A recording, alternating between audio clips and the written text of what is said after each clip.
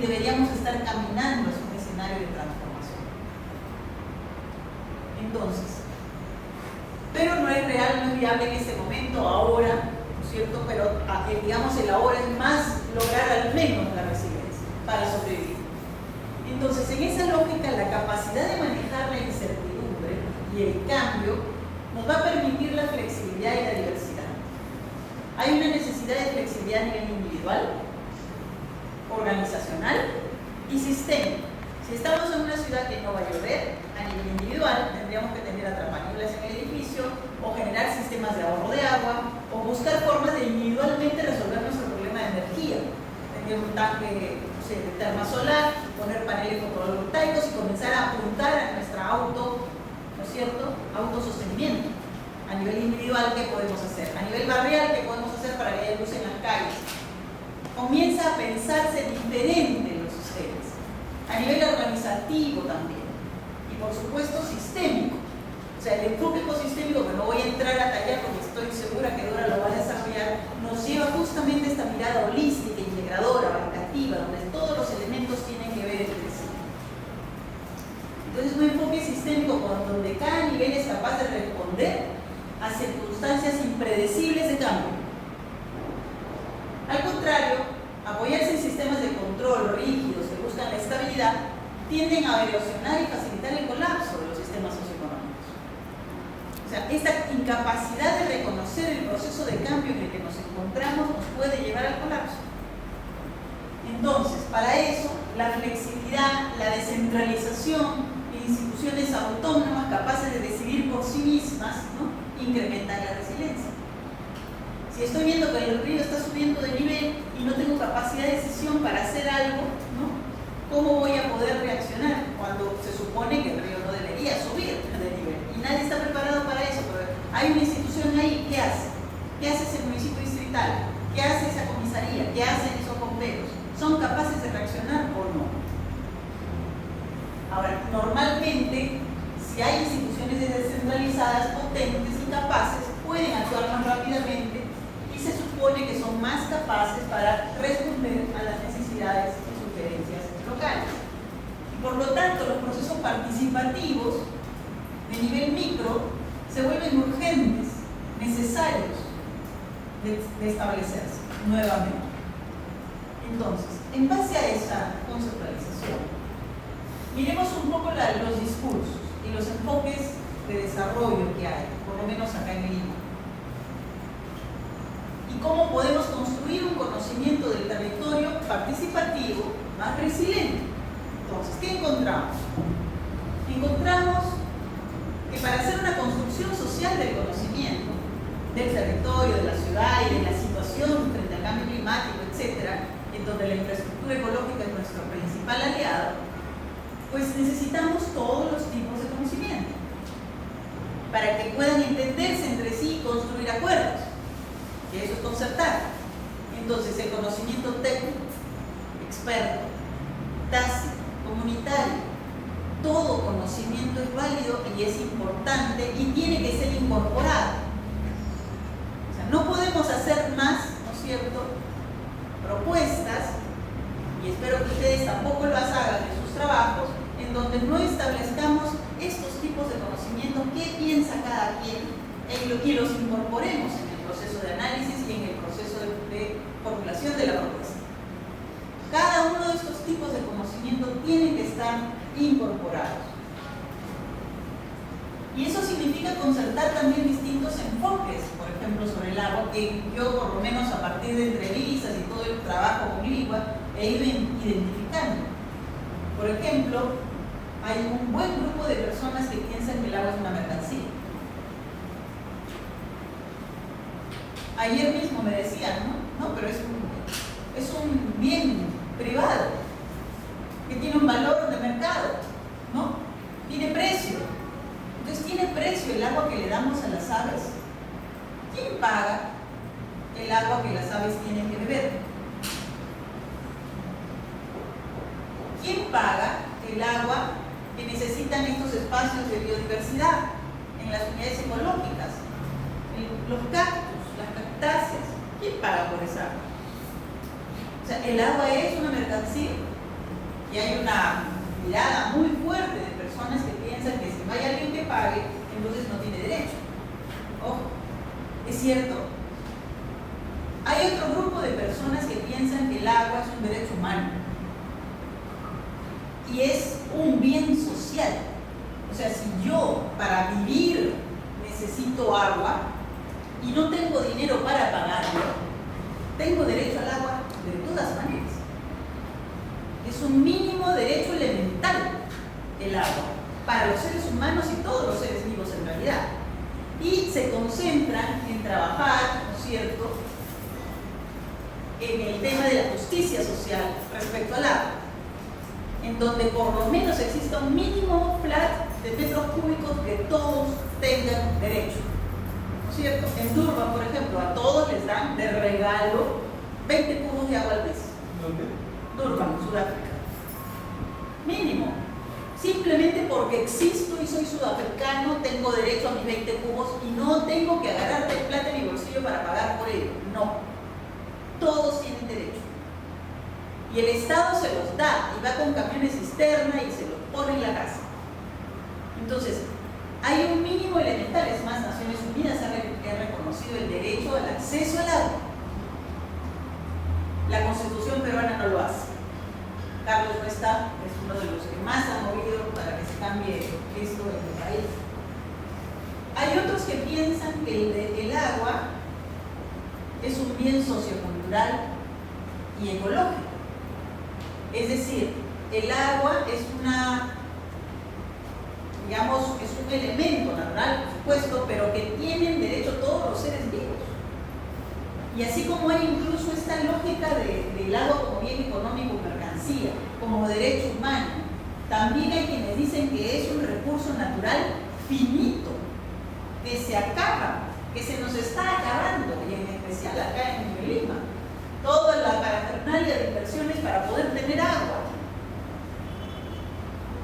Y que además este grupo de personas lo mira como un enfoque profundo, holístico, no sé, con esta lógica de la Pachamama, de los bienes comunes, ¿no? Ahí está el culto al agua, y donde todos los seres vivos tienen derecho por igual. No solamente los, ¿no es cierto?, seres humanos, también los seres vivos, los ecosistemas. Por eso se habla del balance hidrológico, incluyendo el balance ecológico, o sea, el agua para la naturaleza. Si no, ¿cómo vamos a tener todas esas unidades ecológicas? Ya le están agarrando el tubo, ¿no es cierto?, arriba de Santa Eulalia, y se lo van a meter el agua con un tubo y para dárselo a San Juan del Urigancho. Y van a atravesar todas esas montañas tutelares que nos hablaba Rodrigo ayer. ¿Las van a dejar sin agua?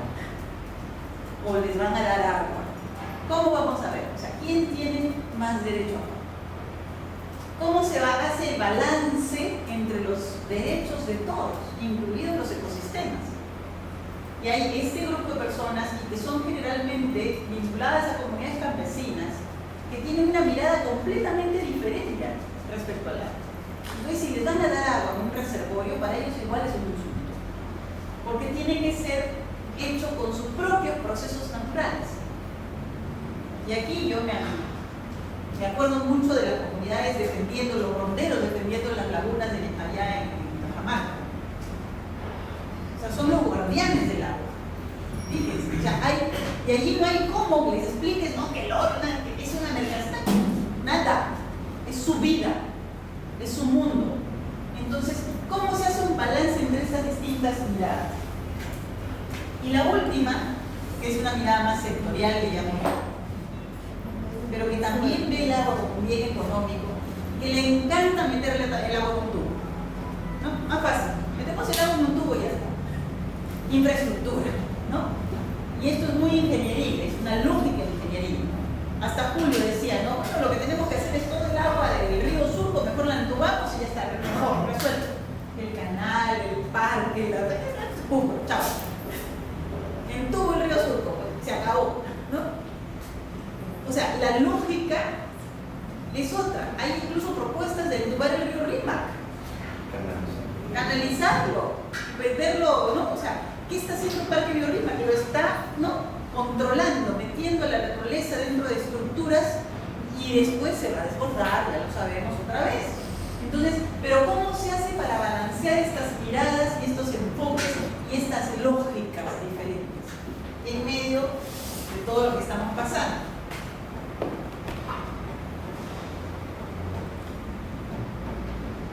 Entonces, en el Perú, hasta donde hemos llegado en el análisis que estamos haciendo, es obvio que tenemos una mirada, además del desarrollo, muy vinculada al crecimiento. Crecer, crecer, crecer, porque si no, morimos. Entonces, todo es crecer, ¿no? Hay un señor Oslo que ha escrito un artículo que me pareció fascinante que hablaba de prosperous way down, o sea, cómo lograr la prosperidad decreciendo. Porque hay momentos en que tenemos que parar este crecimiento de consumo. ¿Cómo hacemos para tener una lógica de desarrollo y prosperidad sin necesariamente tener que consumir más y crecer más? O sea, toda la lógica es crecer, que el PIB crezca, que la ciudad crezca, ¿y qué pasa si la ciudad no crece? ¿Qué pasa si la tasa de crecimiento decrece? Hay un país entero en América Latina que tiene una tasa de crecimiento negativa, Uruguay. Hay distritos en Lima que tienen tasa de crecimiento negativa, no crecen, y eso no quiere decir que no se desarrolle. Pero tenemos esta, ¿no?, mirada y esta angustia incluso de que si no crece el PBI morimos.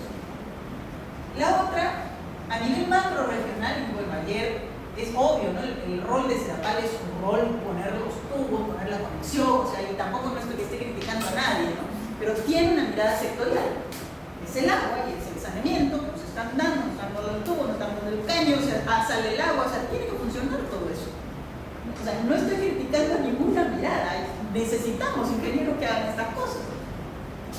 Y está acompañada, por supuesto, de esta mirada de crecimiento que la tiene el gobierno nacional. Son una empresa estatal que los guía con AFE del Ministerio de Economía y Finanzas, ¿no? Entonces, ahí está también la Autoridad Nacional del Agua, desde mi punto de vista, y que están en esta mirada sectorial, nuevamente, no integrada, del manejo y la gestión de la relación. En la ciudad de Lima, nuestra mirada, y ustedes han visto, han tenido una presentación de Barrio Mío. Hay una mirada más de pobres y de trabajo con los pobres y de cómo hago procesos participativos microlocales y la pobreza urbana. Hay una mirada también de crecimiento, las grandes inversiones y concesiones, ¿no es cierto? ¿Cómo se salvó Susana de la revocatoria? 12 millones de inversión, tantos millones, o sea, hay una mirada de crecimiento. ¿Y quién hacía las negociaciones? Pablo Cercada, que resultó ser un pegalón. O sea, y del PPC, o sea, hay una alianza ahí clarísima. Pero por otro lado hemos visto a Roberto con la estructura ecológica, ¿no? Y claro, no se aprueba la ordenanza, pero ahí están, en tensión. Tres miradas que por lo menos hemos identificado clarísimas dentro de una misma institución. Y aparte tenemos al IMP y el plan que mañana van a ver ustedes lo que nos va a decir. A crecer. Estoy segura. Entonces, ¿qué es lo que vamos a hacer en medio de estas miradas y estos enfoques y estos discursos tan dispersos y diversos? Y a distintas escalas territoriales también, no solo niveles gubernamentales. Una cosa es el nivel gubernamental y otra es la escala territorial. A nivel macro regional, Mantaro, las cuencas, no hay un nivel gubernamental claro. Y a nivel local depende del distrito en el que estén, ¿no? O del barrio en el que estén. Pueden tener una mirada de pro pobre, pueden tener una mirada pro crecimiento, pero muy pocos, casi ninguno tiene una mirada de poner verde. O sea, estamos en una clara minoría en términos de perspectiva para efectos de poner en práctica la infraestructura ecológica. Y habrá que generar esa mayoría. Ojo a poco. Entonces, ¿es viable? ¿Es viable en el contexto en el que estamos armonizar estas distintas miradas de desarrollo? Porque necesitamos de todos los actores. Necesitamos de todos. Y en cada uno de sus localidades, en sus grupos, probablemente van a encontrar unas miradas, todas estas miradas también manifiestas. Entonces tenemos distintos enfoques de gobernanza del agua, hemos visto. Ven el agua como mercancía, ven el agua como un derecho humano, ven el agua como un derecho de la naturaleza o como un sector. Y por ahí hay una danza.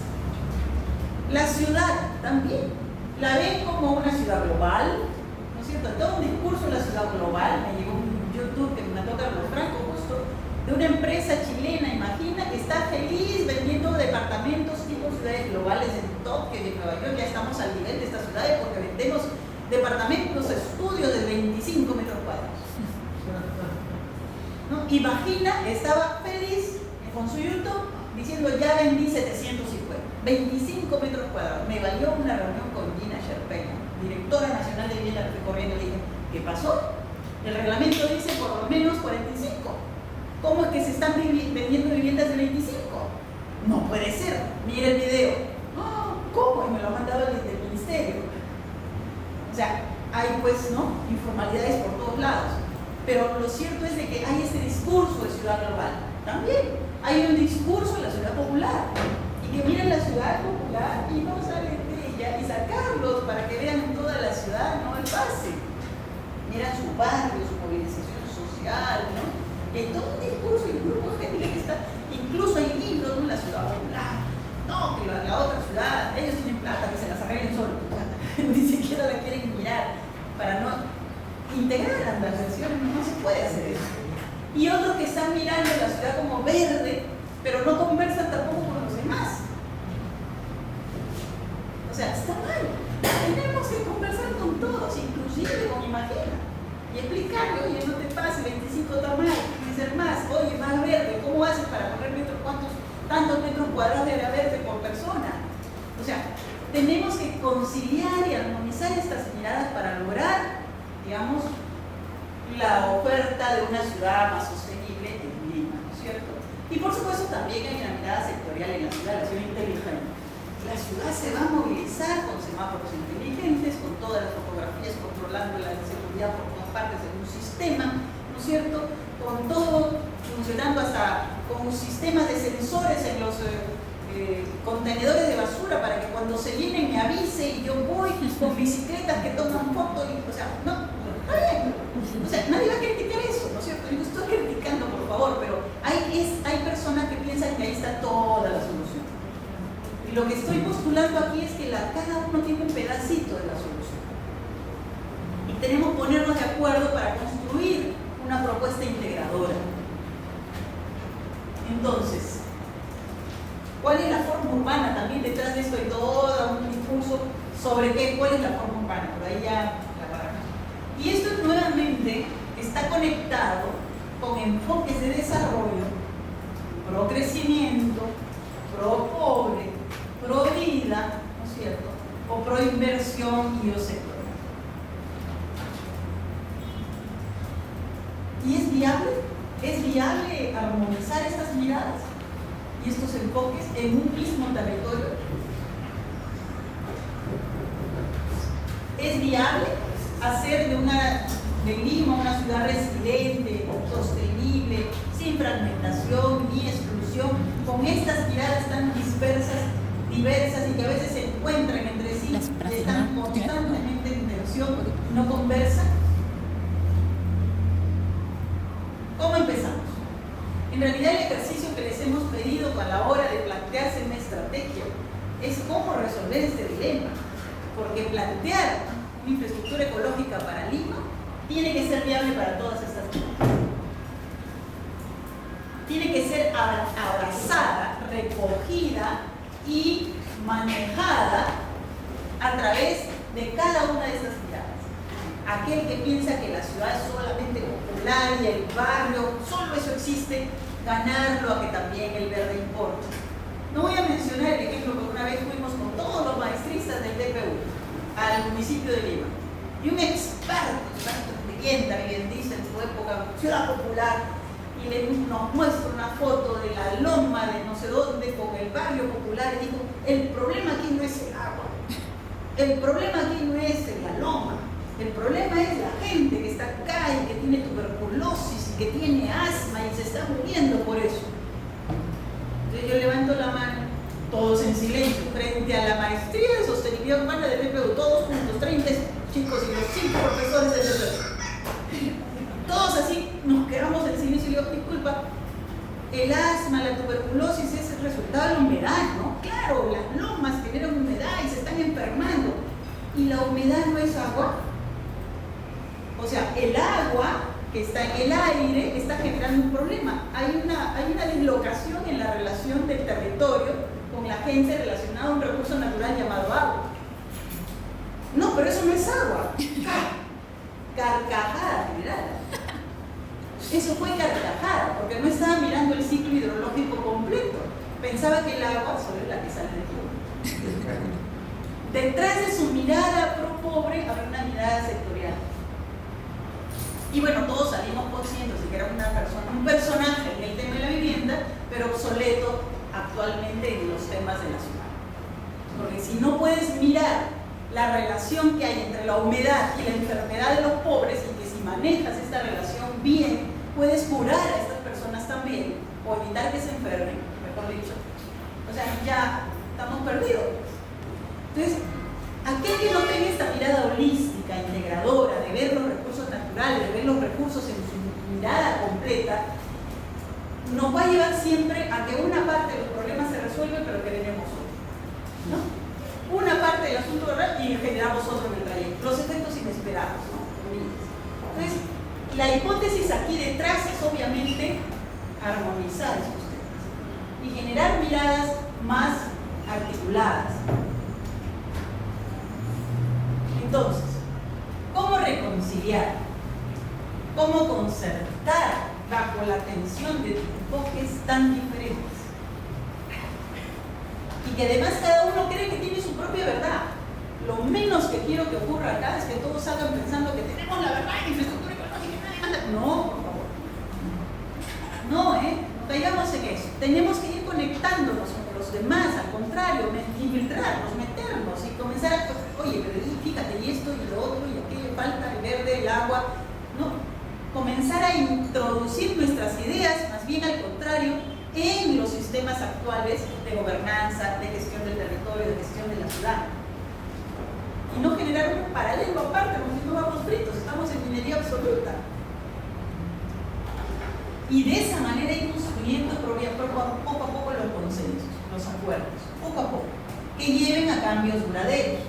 O sea, ¿cómo hacemos para demostrarle, ¿no es cierto?, a un inmobiliario que ponerle 8 metros cuadrados de área verde por persona a su nuevo proyecto inmobiliario le va a dar más plata? Porque le quiere plata y nosotros queremos verde. Y la gente también. ¿Cómo hacemos? ¿Cómo hacemos que eso sea negocio?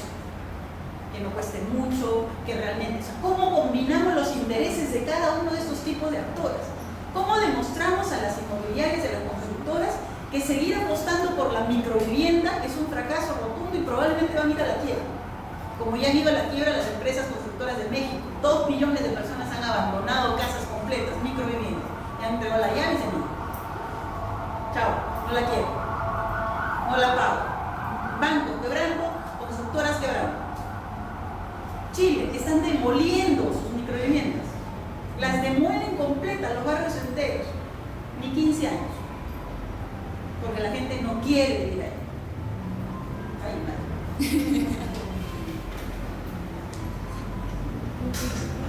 Entonces, en estos casos lo que hay que hacer es demostrar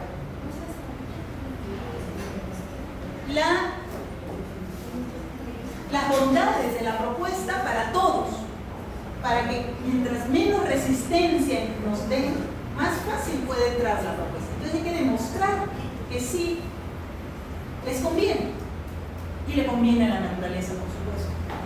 Entonces, desde nuestro punto de vista, el territorio urbano, el espacio territorial, es el espacio de la integración. Es donde se confluyen todas las miradas y donde todos vivimos. Estamos metidos en una misma ciudad y donde tenemos que convivir en una armonía. Y para eso tenemos que tener calidad ambiental, ¿no es cierto? El aire tiene que estar limpio, el agua debe estar limpio, saneamiento ambiental, ¿no es cierto? Tenemos que tener naturaleza dentro de la ciudad. La naturaleza nos da confort, nos relaja. ¿A quién no le gusta vivir frente a un parque? ¿A quién no le gusta vivir frente al mar? El espacio nos relaja. ¿A quién no le gusta caminar por un bulevar lleno de árboles y los pajaritos, ¿no es cierto? A todos nos encanta. ¿A dónde nos vamos a divertir? A un parque. ¿Dónde somos más felices? ¿Bajo techo o en el aire libre? Dejando la televisión. Bueno, no, ya eso es patológico. Pero ¿dónde somos más felices? Con nuestras familias, con nuestros amigos, cuando queremos divertirnos al margen de la discoteca. O sea, ¿dónde? En la naturaleza. Nos vamos a caminar a un bosque, nos vamos a caminar por las montañas. Hay gente fanática que se va y se trepa por las lomas y no hay quien los pare. Aquí Andrés ya se ha roto la pierna 2 veces, creo. Trepando. O sea, el tema es ese contacto, caminar incluso sin zapatos por la arena. ¿Acaso no nos gusta? El verano la pasamos regio. Y a mí me encanta la playa. A todos nos gusta. Y esos espacios no los valoramos a la hora de nuestros espacios de vida. ¿Y qué hacemos? Ponemos metros cuadrados construidos, metemos cemento, ¿no? A los arquitectos, por el amor de Dios. O sea, el tema es la naturaleza dentro y alrededor de la ciudad, es todo lo que estamos hablando de la cultura, ¿no es cierto? Y por supuesto, la ciudad como parte de un ecosistema mayor, el ecosistema urbano. Entonces, en todo este grupo de personas que vivimos y con estas miradas tan diferentes del enfoque del agua, del enfoque de la ciudad, del desarrollo, cómo ponernos de acuerdo para todos tener una misma visión de ciudad, o una visión de ciudad que tenga este componente verde y de sostenibilidad. Y entonces una de las cosas que tenemos que hacer es aceptar que hay varios tipos de actores, humanos y no humanos. A veces pongo en los talleres y les digo, bueno, ya, acá está, en esta silla, aquí está el río. ¿Qué diría el río? ¿Cómo participaría el río en esta discusión? ¿Qué diría la playa? ¿Qué diría la gaviota? Todos esos animales y especies que nos han listado ayer, ¿qué dirían ellos de lo que ustedes están planteando? Cuídame, déjame vivir en paz, quiero también comer. O sea, yo a veces voy a los parques zonales, ¿no? Y están con todos esos parlantes y de música, ¿no? Las aves se van volando, pues. ¿Y qué es lo que uno quiere escuchar en un parque? ¿Música chicha o el pajarito cantando? La música chicha la usas en la casa, ¿no? O sea, para eso tienes, digamos, otros espacios. En un parque quieres escuchar el sonido del viento, quieres escuchar a las aves, quieres ver pasar un animalito tranquilo sin que salga corriendo disparado, asustado de ti. Quieres hallar la paz. Quieres paz, quieres armonía, quieres hacer yoga, tai chi, otras cosas. Entonces, ¿cuál es la lógica recreativa, ¿no es cierto?, vinculada a nuestra relación con todos los seres vivos?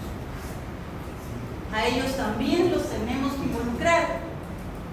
Por ejemplo, ahora en Miraflores, si se fijan bien por los cables, hay una cantidad de ardillas fascinantes.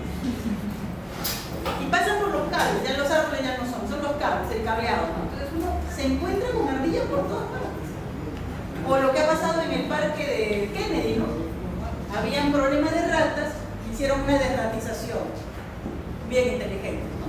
Y claro, las ratas se corrieron y salieron por los retretes de las casas. Eso fue fascinante. Las casas de primer piso, todo el mundo salía gritando y eran unos animalazos de este tamaño, ¿no? Por el retrete, plan, plum, la desratización un fracaso. Entonces dijeron, ya bueno, no funciona. Gatos. Claro. ¿Cuál es el predador de la rata? El gato. Vengan gatos. Y hasta el cura de la parroquia decía, vengan los gatos. Y claro, vengan los gatos, se llenaron de gatos. Y ahora están, por favor, adopten los gatos. Ya no me traigan más gatos.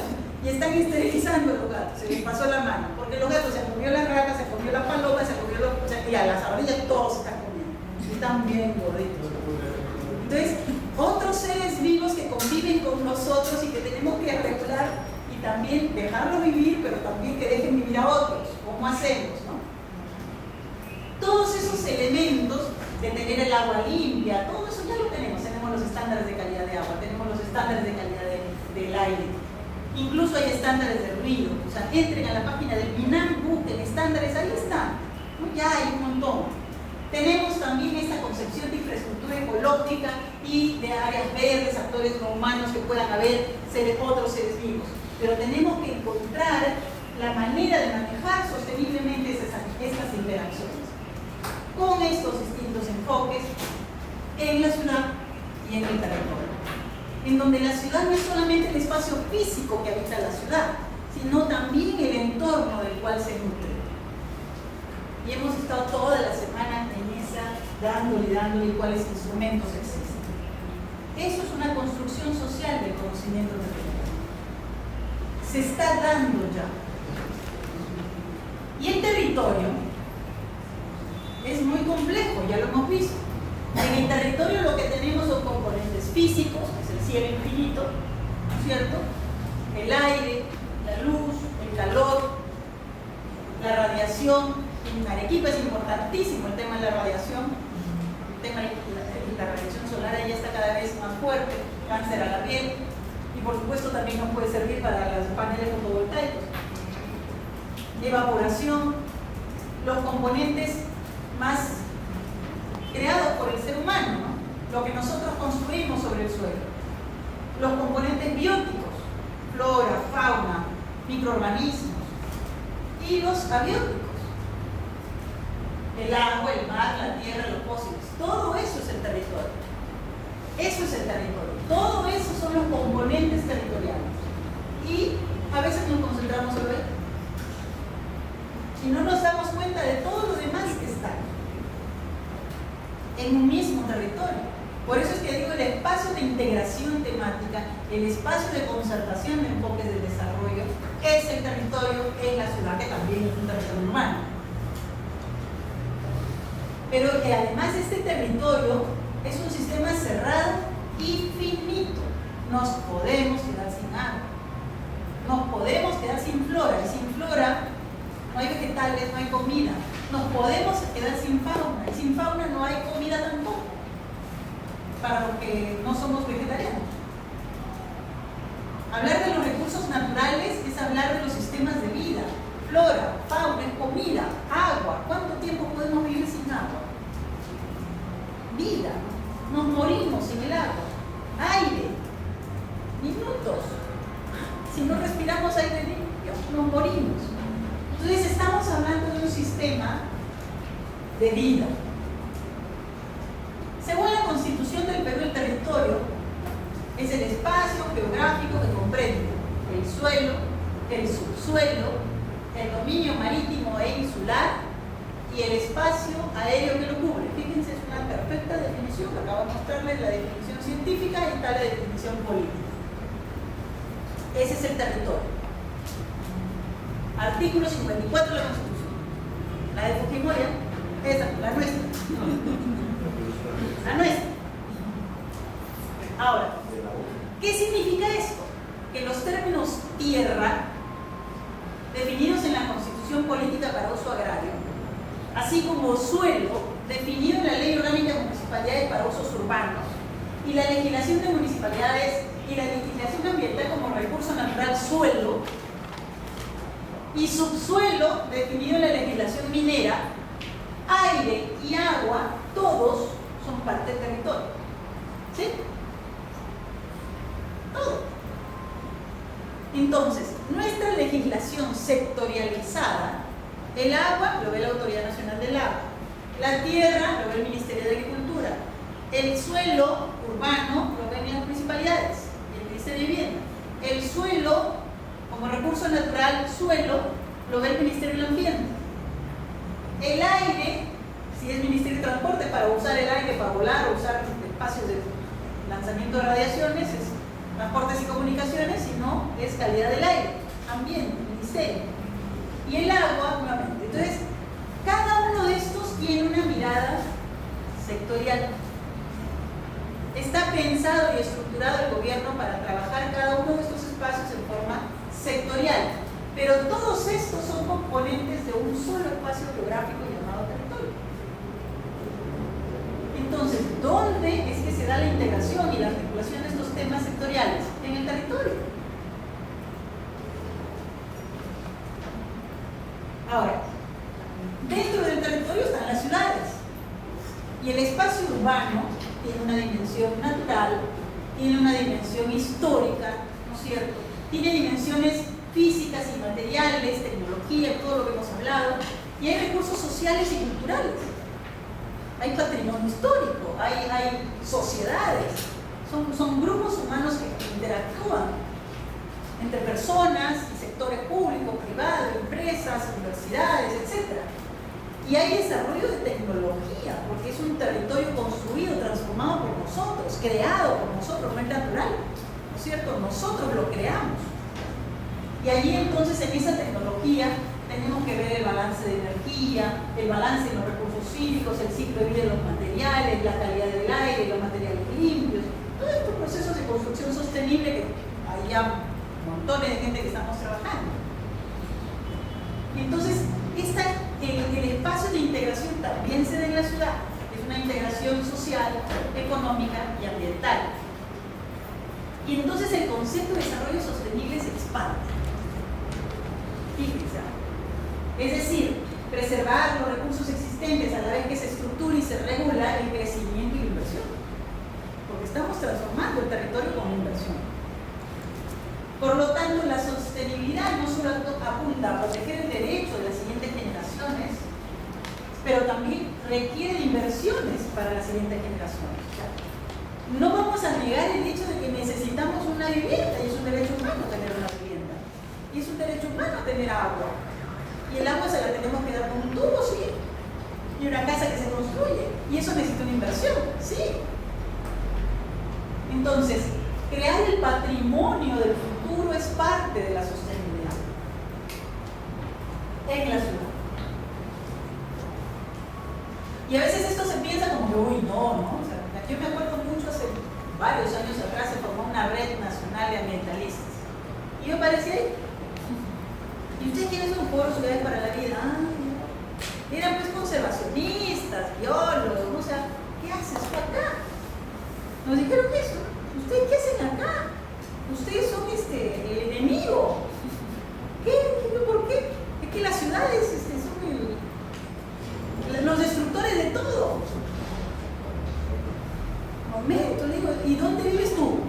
Ah, no, yo vivo acá en Maraca. Ay, ¿vives en una ciudad? Todos vivimos en una ciudad. Casi todos en Perú, 78%. Entonces había una concepción de que el ambientalismo era solamente proteger pues, las especies en extinción, ¿no? La mariposita, los delfines, nada más. Y nosotros, y nuestro patrimonio del futuro, ¿cómo hacemos para crearlo de forma limpia y sostenible también? Y bueno, ha costado mucho trabajo para que dentro del mundo los ambientalistas acepten esta percepción. Y aún así. Y entonces, en medio de eso, hablar de integración de políticas, difícil, ¿no es cierto? No hay una política de suelo en el país, menos integrada la política del agua. El territorio está ocupado de forma, ya hemos visto, un poco extraña. Estamos viviendo casi todos, ¿no es cierto?, en la costa, desde Tumbes hasta Tacna, en donde hay solo 1,5 o menos de 2% de recursos de agua. O sea, el problema del agua en el territorio nacional es evidente, y Lima todavía más. Y la, digamos, capacidad de hacer esta articulación no se la podemos reclamar al Ejecutivo Nacional. El Gobierno Nacional le corresponde ser sectorial. A quien le corresponde hacer esa integración es al Gobierno regional o local. Ley de municipalidades, ley de gobiernos regionales. Y aquí se hace una pregunta. ¿Estructuran y concertan políticas e intervenciones sectoriales en su territorio los gobiernos regionales y locales? Esa es su competencia. Y lo más interesante es que muchas veces están en reuniones, asamblea de gobiernos regionales, el AMBE, las asociaciones municipalidades, y ellos se quejan de que no se da la integración. Y yo digo, discúlpeme, señor alcalde, pero esa es su competencia. Usted no le puede pedir al Ministerio de Vivienda, ni de Transportes, ni de Agricultura que ellos lo hagan. Usted tiene que hacerlo. Y su instrumento es plan de desarrollo concertado, plan de ordenamiento territorial, plan de desarrollo. ¿Dónde están? No los tienen. Pero se quejan. Y no tienen el equipo para hacerlo tampoco. Yo antes decía que también reclamaba, y después me puse a ver, pero ¿qué hacen las alcaldes? ¿Qué hacen los presidentes regionales para eso? Entonces, el territorio, la ciudad y lo local como espacio de concertación y de integración es básico. Y para eso hay instrumentos. Para armonizar la gestión del suelo urbano, de las cuencas, del agua y del riesgo, hay instrumentos en la ley que todavía no se están aplicando. Entonces, este enfoque metodológicamente en términos de integración, sumado a los escenarios climáticos, porque el futuro ya es incierto y no sabemos qué nos puede pasar, se vuelve todavía más retador. Casi no tenemos un sistema de planificación. ¿Cómo vamos a hacer? Entonces, una apuesta de integración es obviamente empezar por la cuenca. De ahí va a estar feliz Andrés. La mirada de cuenca es la base, la unidad de inicio, que nos lleva a la región, porque las cuencas siempre son más allá y más grandes que las regiones, ¿no es cierto? Miren la cuenca del Mantaro, empieza no sé dónde, se va hasta nosotros. Y está conectada con nosotros. Pero acá hay 2 o 3 regiones. Sí, ¿no? O sea, la unidad política administrativa del gobierno regional se queda más chica que la de la cuenca. ¿Cómo hacemos para mirar la cuenca? Y miren la presentación que tuvimos ayer de Sedapal, nos estaban mostrando cuencas, y varias, incluso intercuencas. ¿Cómo vemos la gestión ambiental en estos territorios? A múltiples niveles, nacional, regional, local, provincial o distrital. Y esa es la coordinación vertical que llamamos. Tienen que darse elementos que nos permitan hacer esta coordinación vertical. Territorial, de macro escala a una escala menor. Y viceversa. Y luego, analizar las vulnerabilidades, entrar día la vulnerabilidad. Hay vulnerabilidad de pobreza, digamos, socioeconómica, vulnerabilidad física. Analizar en qué nivel de vulnerabilidad se encuentran los espacios socioecológicos.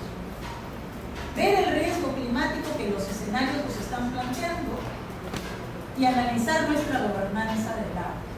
Porque evidentemente nuestra mayor vulnerabilidad en el país, por lo menos para el 78% de la población que vive en la costa, es el agua. Por los escenarios que nos planteó Cristian, que son más o menos los mismos para toda la costa peruana.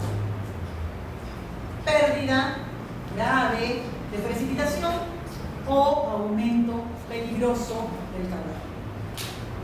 Los 2 potenciales momentos. Y lo dice también la segunda Comunicación Nacional del Mundo. Y esto plasmado en el territorio, como los instrumentos de manejo territorial. Y de la ciudad, por supuesto. La gestión metropolitana en el caso de Lima. Ahora, hacer esta articulación de la gestión del suelo, que es horizontal, distritos, dando parámetros urbanísticos, ¿no es cierto? Distritos definiendo si se conserva o no se conserva un parque. Distritos decidiendo si se urbaniza o no se urbaniza un área agrícola, Chuquitanta. Distritos que no coordinan entre sí, incluso a lo largo de la cuenca. Coordinación horizontal, coordinación vertical, mirando al centro estas vulnerabilidades y riesgos climáticos. Que nos lleven a una mirada y un análisis multiescalar, la macroregión Lima, la ciudad metropolitana y el barrio.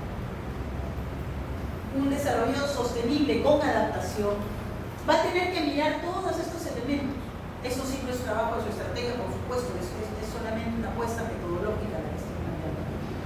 Para algo que tendría que ser mayor, un análisis mayor.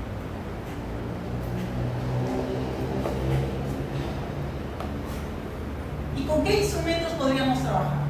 Esto no es lo que está vigente realmente todavía en el país, pero más o menos sigue la pauta de lo que hay. Tenemos los distintos niveles de planificación, nacional, regional, local y provincial. Tenemos todos los instrumentos de desarrollo, que son los planes de desarrollo concertados locales, provinciales y regionales, y debería haber un plan nacional de desarrollo, porque el plan bicentenario apunta a eso. Y los planes territoriales que tendrían que conversar entre sí, en términos de un esquema de estructuración urbana, el plan urbano, el plan de ordenamiento territorial, el plan de manejo de intercuencas y la política nacional. No tenemos eso. En Lima no hay plan de desarrollo urbano, se está haciendo. Y lo que hay es un megaproyecto, ¿no? No tenemos planes de manejo de cuencas ni de intercuencas. Recién se ha creado el Consejo de Intercuencas de Rillón, Chillón, Rímac, Turín, Chile. Y cientos de actores están participando con todo este espagueti del que les he hablado. ¿Cómo llegar a la articulación de estos instrumentos en cada nivel de gobierno? Esto es un sistema de planificación que no tenemos todavía y que lo necesitamos urgentemente. Si tuviéramos la ley de ordenamiento territorial sería fantástico. Esto es parte de una propuesta que hicimos en su momento, ¿no? De que Robin nos apoyó y se quedó en el camino. Con el MINAM, cómo lo trabajamos durísimo. Y hay mucho más que podríamos hablar de eso. Pero digamos, esta es una base que está dicha en la ley de gobiernos regionales, está dicho en la ley de gobiernos municipales, que es competencia de ellos hacer un plan de ordenamiento territorial, pero no está estructurado cómo hacer todavía. Entonces puede ser una creación heroica, ¿no? Cada gobierno regional que plantee su ordenanza. O lo que ha hecho el municipio de Lima, ha hecho un plan de ordenamiento territorial de la cuenca del Chillón y de Urín, y ya está. Ahora, no lo pude aprobar porque no hay la ley.